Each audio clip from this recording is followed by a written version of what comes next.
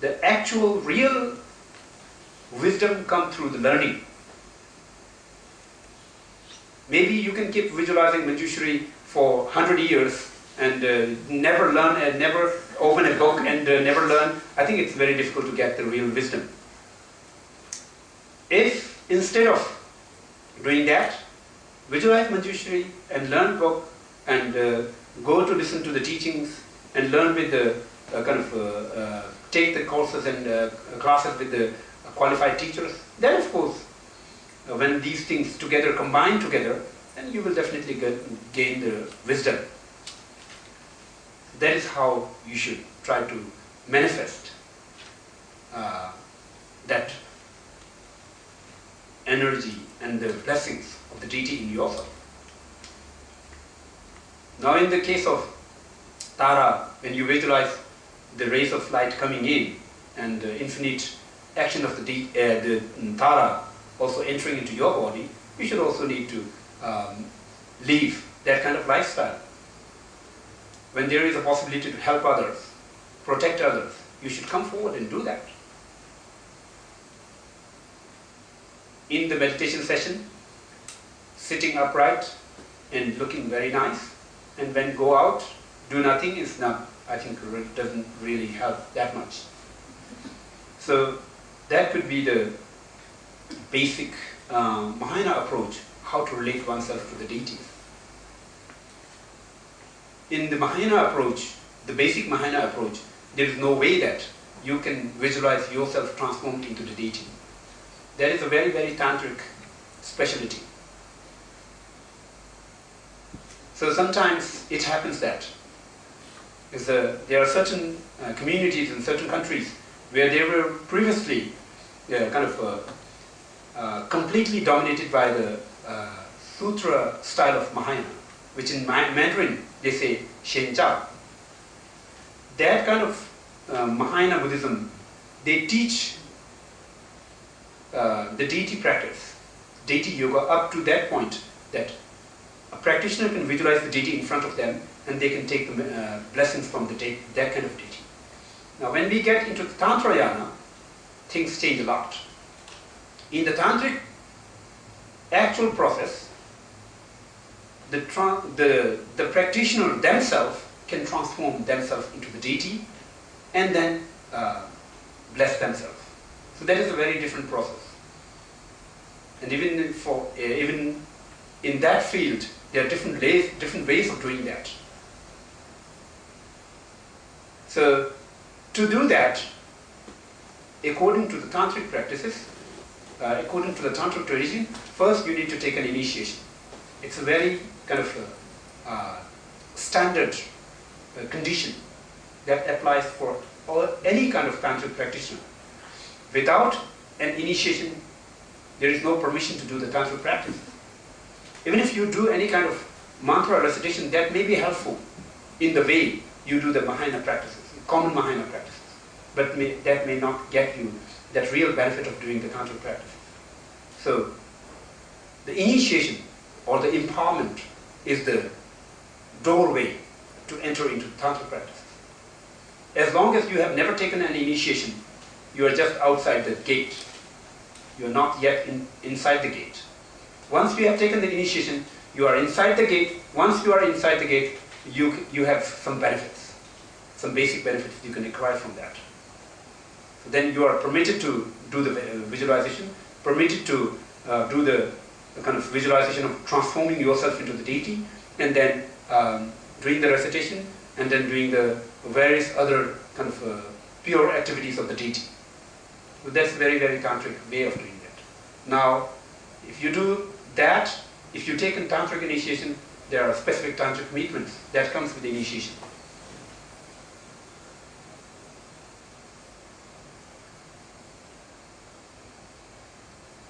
So, tantric commitments are specific things that can be normally taught to only the people who may have taken the tantric initiation. It is not basically permissible as a teacher for me to teach it to anyone else. It's not done to the public. We have our own rules and we need to abide with the rules. And for the disciple side, as long as someone has not taken the tantric initiations, they are not allowed, they are not permitted to learn those rules and regulations. It's like joining a club. If you didn't join the club, you cannot have the benefit of that club. But here, joining the club with a kind of different purpose, to achieve the Buddhahood swiftly, in a more powerful way, in a more effective way, to doing an advanced practice. Not joining the club just for enjoyment or the entertainment. So that's a different thing. So this thing what I told you about how to relate oneself to the deities, to transform oneself into the deity, this applies basically to the meditational deity. We say meditational deities. In the Sanskrit word we say Kuldev. Meditational deity and Kuldev. Like, if I count few of them, like Yamataka, Goya Samaja, also Kuan Yin, Hayagriva, and Dhyani Buddhas, a lot of those kind of deities are there, which belongs to that category. Now, how to relate yourself to the other variety of deities? Like there are a whole lot of different varieties of deities, like protector deities. Protector deities, when you do the practice of protector deities, none of the books teaches that you can transform into a protector deity. No, it cannot be done in that way. So when you do a practice of the protector deity, you invite the protector deity in front of you. If there is a statue of protector deity in your home, you invite the deity there, in that statue. And you do the offering to that statue, that deity that is dwelling inside that statue. You do the offering to them, and you do various kinds of offerings. There are kind of specified offerings in the text. There are unspecified offerings. You can also do the basically. You can also do offering. You can also display the offerings like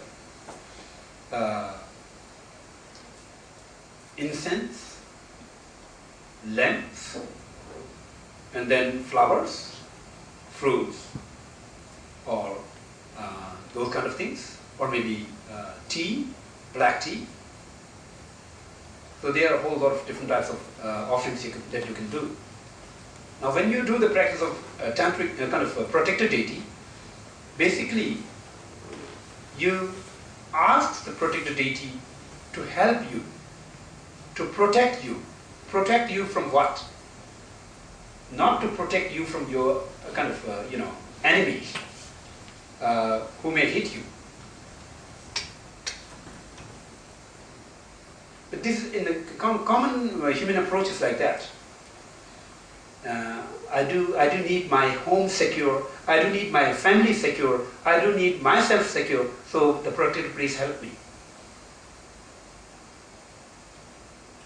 But that is not the highest and most kind of precise way to do the practice of the protector deity. The best way to do the practice of the protector deity is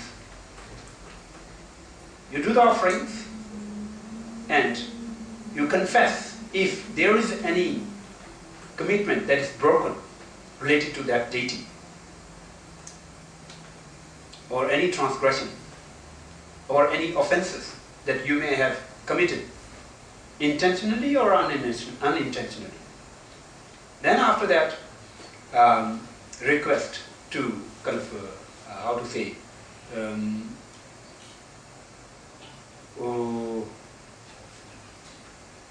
preserve or recuperate all those commitments to previous level, complete and fresh.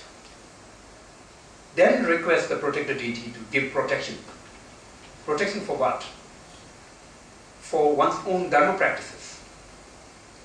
May my Dharma practice be not influenced by any kind of harmful or evil friend.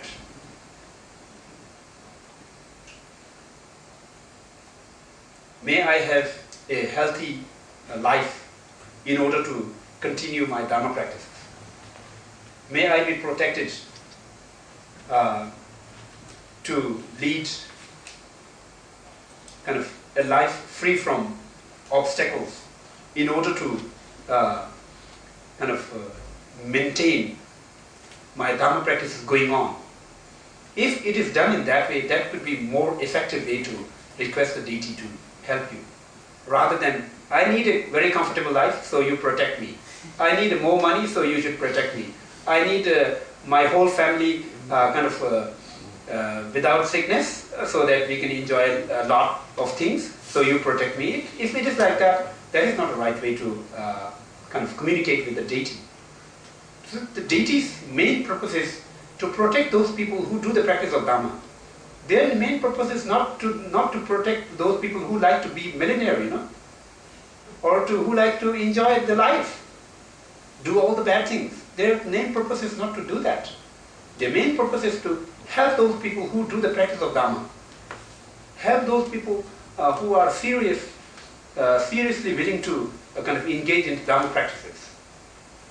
So if with the right intention to do something in the spiritual field to improve one's own Dharma practices, of course you need help. You need good health, you need protection, internal protection, external protection, and everything. So if you do it in that way, that is going to be more effective and more precise way to do the practice of the protector. So it's like, inviting a protector in front of you and requesting them to, offering them those offerings and requesting them to do that. Because they do have commitment, they do have their own commitment to help the Dharma practitioners, who is seriously willing to do the Dharma practice, engage in the Dharma practice. They do have their commitment. When you remind them their commitment, they will definitely have this capability to help. So they will definitely do. It is their job, their responsibility. It is like calling a policeman.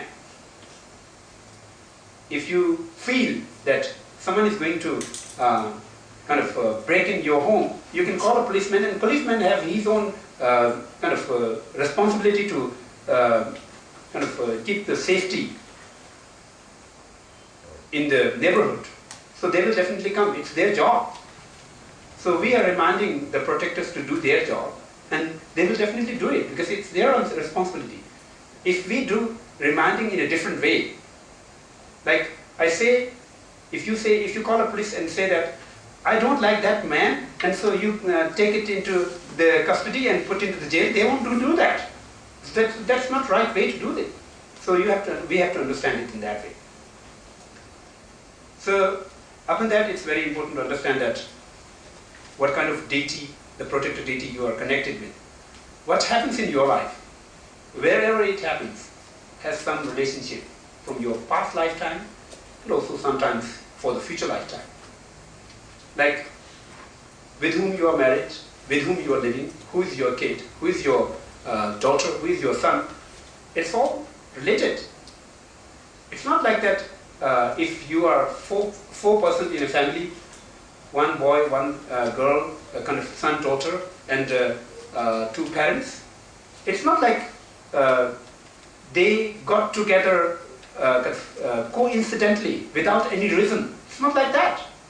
There are reasons behind it. So you definitely will be connected to each other from your many, many previous lifetimes. So for that reason you are together here. If you maintain the relationship better and create good conditions to continue it in future, there are more stronger possibilities that it will move in that direction, in that way. So in this lifetime, whatever deity you come in contact with, the protector, there is a connection from previous lifetime.